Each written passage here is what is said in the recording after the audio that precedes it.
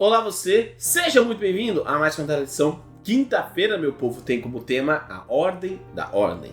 Mas, antes disso, meu nome é Ismael e eu sou seu anfitrião da lição dos jovens. Então, pegue a sua lição, pegue a sua Bíblia e me acompanhe neste comentário porque essa lição tá muito top. E, como eu tava dizendo, quinta-feira tem como tema a ordem da ordem.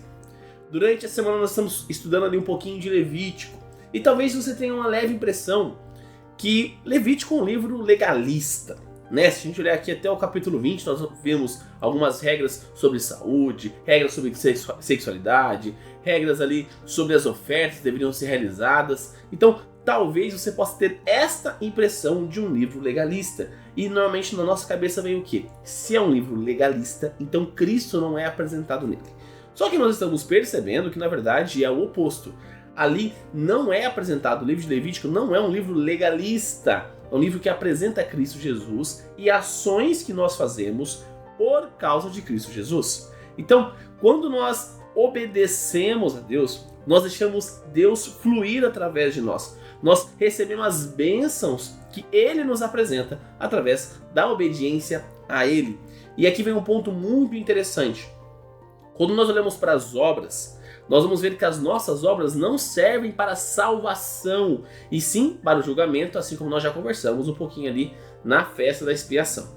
Mas as obras de Cristo servem para a nossa salvação. Então as únicas obras que servem para a nossa salvação são as obras de Cristo Jesus. Ou seja, o seu sacrifício na cruz, o sangue que Ele derramou lá, a ação hoje que Ele está fazendo no santuário celestial. Ou seja, eu e você somos salvos pela graça. E a graça é a ação de Deus na nossa vida. Então, no momento que Adão e Eva pecam, no momento que Adão e Eva caem em pecado e Deus coloca em prática o plano da redenção, o plano da salvação, foi a ação de Deus, foi a obra de Deus para a nossa salvação.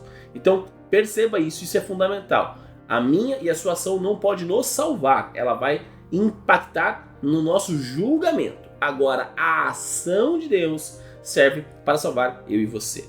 Tá, Ismael, mas o que isso tem a ver com imoralidade sexual? Maravilha, vamos lá chegar nesse aspecto. Quando nós olhamos para a nossa vida, nós vamos ver que nós somos tentados em algumas áreas. E nós podemos cair ou não devido à nossa natureza pecaminosa. Quando nós vamos lá em João 8, nós vamos ver a situação da mulher adúltera. Vou tentar dar uma relembrada para você do capítulo.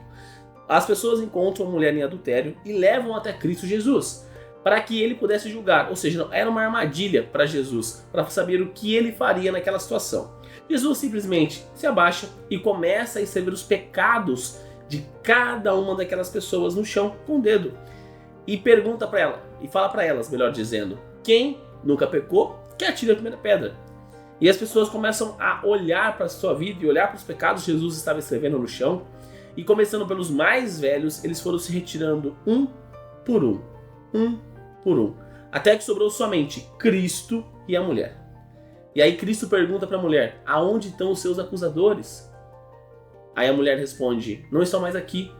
Então Jesus responde para ela, isso que é interessante, que eu quero deixar em foco para você. Eu também não te acuso, vá e não peques mais. Perceba que Cristo traz a graça para a mulher e depois, e como sinal de obediência desta graça que ela recebeu, ela tem que ter uma vida modificada. É exatamente o que ocorre na nossa vida. Jesus não manda ela obedecer primeiro para depois receber a graça. Não, é a graça, depois a obediência. Então, aqui vem a ação das nossas obras. Primeiro nós recebemos a graça. Primeiro nós recebemos a ação de Cristo na nossa vida. Cristo morreu na cruz por nós. Ao entendermos isso, ao compreendermos isso, a nossa vida de obediência reflete esta ação de Cristo na cruz. Então, o fato de eu ser puro sexualmente é um reflexo da graça que eu recebi. É Cristo dizendo para mim e para você, eu não te condeno, vá e não peques mais. Vá e não cometas esses mesmos erros. Saia dessa vida de pecado, saia dessa vida de imoralidade sexual. Então, Cristo está falando para mim e para você, não caia nessas armadilhas, não caia na tentação do inimigo. Utilize aquelas coisas que nós conversamos essa semana ali na terça-feira, em relação a isso, métodos, meios que nós podemos evitar de cair na imoralidade sexual. Mas o mais importante é ter uma vida de relacionamento verdadeiro e sincero com Cristo Jesus. Quando nós alcançamos esse tópico, alcançamos esse ponto, nós ouvimos claramente Cristo dizendo pra gente: eu não te condeno, vá e não peques mais. Mas perceba, precisa ter um arrependimento genuíno, precisa ter um relacionamento com Cristo Jesus. Eu não posso simplesmente parar de fazer as minhas coisas, porém não me arrepender do que eu fiz, porque aí nós entramos no pecado contra o Espírito Santo, como nós já conversamos também nesse trimestre, tá bom? Então é fundamental nós termos uma vida de oração, é fundamental nós termos uma vida entregue a Cristo Jesus, é fundamental nós entendermos que existe ordem dentro do caos da nossa vida, e esta ordem é Cristo Jesus. Ele pode organizar todas as coisas, Ele tem o poder de transformar todas as coisas.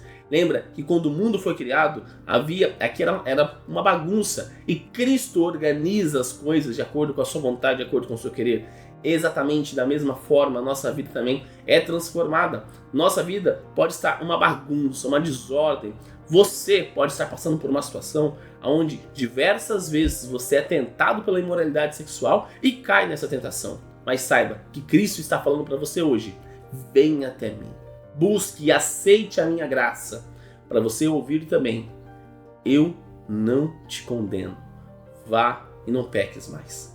Vá e mude de vida. Deixe eu trabalhar na sua vida. Deixe eu modificar o seu ser. Deixe eu apresentar para você quais são as coisas boas que você pode fazer baseado na minha graça. Porque a nossa ação como ser humano sempre é uma ação de pecado. A nossa tendência pecaminosa sempre vai influenciar nas nossas decisões e nas nossas ações. Mas uma vez que nós entendemos quem somos, uma vez que nós entendemos que a graça está disponível para nós, uma vez que eu entendo que eu preciso obedecer como sinal de aceitação dessa graça, aí a minha vida é transformada pela ação de Cristo Jesus. Uma vida de obediência transforma o ser humano. Uma vida de obediência a Deus salva o ser humano.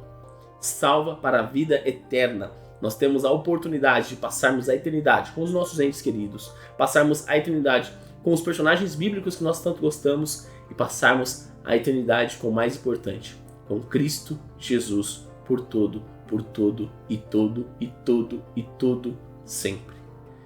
Então busque a Jesus, busque a Cristo, que Ele tem o poder de transformar a sua vida. E neste momento eu convido você a fechar os seus olhos e orar comigo. Querido amado Deus, obrigado, Pai, por mais um dia. Obrigado, Pai, pela oportunidade que o Senhor nos dá de estarmos vivos, meu Pai, de estarmos na sua santa presença. Gratos somos, meu Pai, pois hoje nós estamos ouvindo a sua voz, dizendo para nós que o Senhor não está nos julgando, e o Senhor está nos convidando a uma vida de transformação. O Senhor está dizendo para nós: vá e não peques mais. Pai, obrigado pela sua graça maravilhosa, por suas ações, pois através dela nós alcançamos a possibilidade de salvação, meu Pai. Mas, uma vez salvos pela tua graça, nós precisamos agora viver uma vida de obediência, uma vida refletindo esta graça, meu Pai. E o Senhor bem sabe que não é fácil. A nossa tendência pecaminosa atrapalha isso. As nossas vontades, os nossos desejos, meu Pai, normalmente são contra a tua vontade e o teu desejo, meu Pai. Mas, nesse momento, estamos entendendo e compreendendo que uma vez que deixamos o Senhor habitar em nós, viver por nós, trabalhando em nós, nós estamos entendendo que a partir disso eu consigo ter uma vida de obediência a Ti, Pai, pois o Senhor nos dá a força necessária para Te obedecer. Então, Pai, nesse momento peço que o Senhor trabalhe em nós e continue trabalhando, meu Pai. O Senhor bem sabe quais têm sido as dificuldades de cada um, tanto as minhas quanto das pessoas que estão do outro lado da tela, Pai. O Senhor sabe aonde Satanás tem atentado, quais têm sido os pecados acariciados que nós temos, quais têm sido as vontades que nós estamos colocando contra a Tua palavra, meu Pai. Pedimos que o Senhor trabalhe em nós, nos guiando e sendo uma voz à nossa consciência, resgatando a Tua verdade, a Tua palavra, meu Pai, para que nós não caiamos nessas tentações, meu Pai.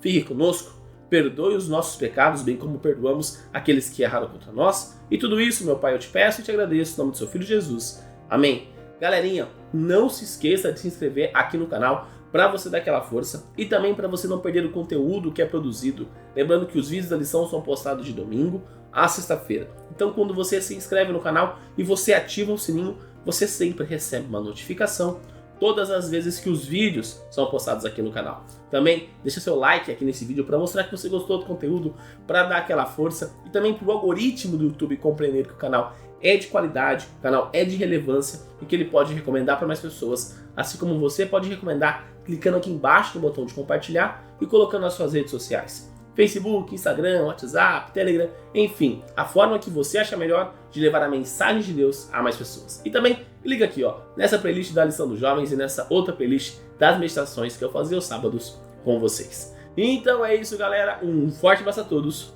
e até mais!